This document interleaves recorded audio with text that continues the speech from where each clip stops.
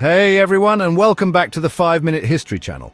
Today we're diving into one of the most surprising and game-changing land deals in history. We're talking about the Louisiana Territory, how France came to control it, how cities like New Orleans and St. Louis were born, why Napoleon decided to sell it all, and the curious role Spain played.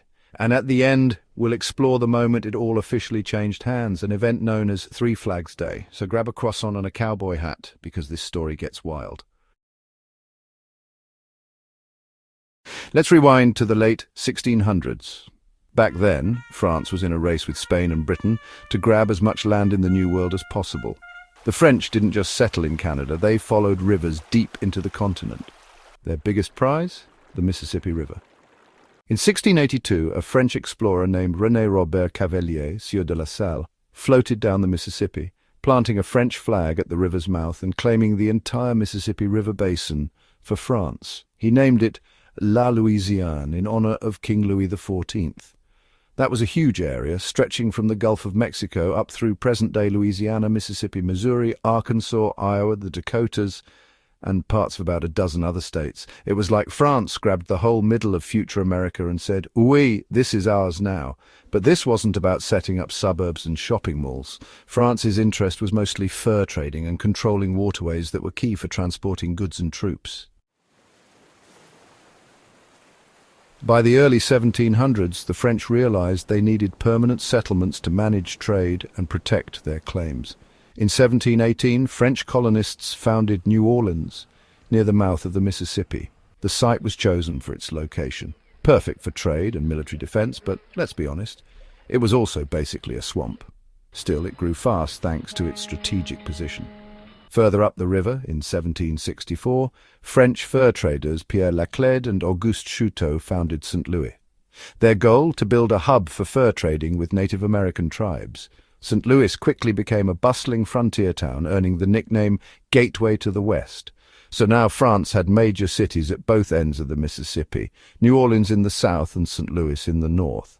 The Mississippi River became the lifeblood of the territory. Here's where things get messy. In 1762, during the 7 Years' War, France secretly gave Louisiana west of the Mississippi to Spain. A year later, they ceded the east of the river to Britain. By 1763, France was out of the Mississippi game, at least on paper. Spain wasn't super thrilled about managing Louisiana, but they took it. Their control was mostly administrative. They kept many French customs in place and even let French settlers run things locally. Meanwhile, France sat quietly, probably thinking, "We'll be back." And they were right. Fast forward to the year 1800.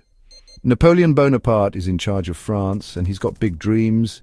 He wants to rebuild France's global empire, starting with the Americas. So in a secret treaty called the Treaty of San Ildefonso, Spain agreed to give Louisiana back to France, but there was a catch. France wasn't supposed to sell it to anyone else. More on that in a bit. Napoleon's plan?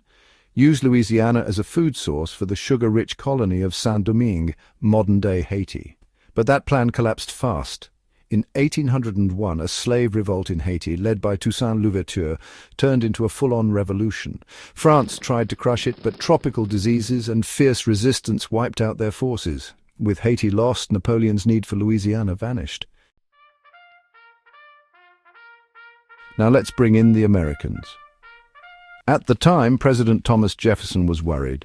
Spain, who still technically controlled Louisiana, was restricting U.S. access to the port of New Orleans. Since the Mississippi was crucial for trade, this was a big deal. In 1802, Jefferson sent envoys to France to negotiate the purchase of New Orleans and some surrounding land. The budget? $10 million. But Napoleon had a surprise. Want to buy all of Louisiana? Why the change of heart? Napoleon needed cash for his European wars, and Louisiana no longer fit his plans. Plus, France couldn't defend the territory if war broke out with Britain. So, in April 1803, the US agreed to buy the entire Louisiana Territory for $15 million, roughly 3 cents an acre. The deal doubled the size of the United States overnight. Here's the kicker. Spain was not happy. They had just given Louisiana back to France under the condition that France wouldn't sell it. But Napoleon didn't care. He got his money, and the US got their land. Let's clear something up. What exactly was the Louisiana Territory?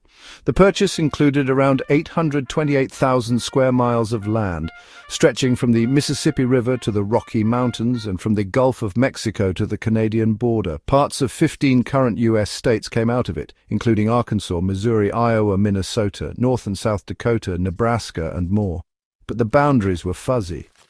Even after the sale, the U.S. and Spain argued for years over the exact borders. Still, the Louisiana Purchase gave the U.S. control of the Mississippi River and a massive chunk of land to explore, farm, and eventually settle. Okay, now for the ceremonial ending. Even though the Louisiana Purchase happened in 1803, actually taking possession of the land took a little time, especially in places like St. Louis, where European powers still had a foothold. On March 9th and 10th, 1804, an event known as Three Flags Day took place in St. Louis. It symbolized the transfer of Louisiana from Spain to France and then to the United States, all in less than 24 hours. Here's how it went down. On March 9th, Spanish officials lowered their flag in St. Louis and the French flag was raised. That night, the French flag flew over the city for one symbolic day, even though France didn't really have control anymore. On March 10th, the French flag came down and the American flag went up. The Louisiana Territory was now officially in U.S. hands. It was a strange but powerful ceremony. Local citizens gathered and military leaders held formal presentations. Imagine watching 3 different countries claim your hometown over 2 days. It must have been surreal. The Louisiana Purchase was more than just a land deal. It was a turning point. It gave the U.S. room to grow, explore, and eventually stretch from the Atlantic to the Pacific. It also intensified debates about slavery, Native American displacement, and federal power, issues that shaped American history for the next century.